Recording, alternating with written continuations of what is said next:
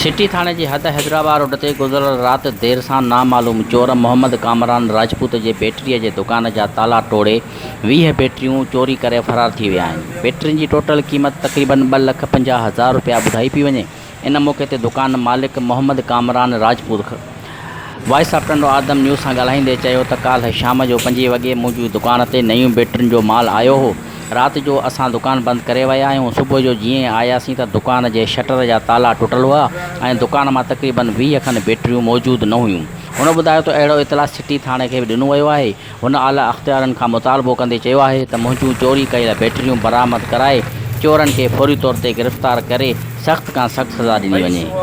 शाम को 5 बजे तकरीबन माल आया था, 20 बैटरियाँ थी, तो माल दुकान में पड़ा हुआ था।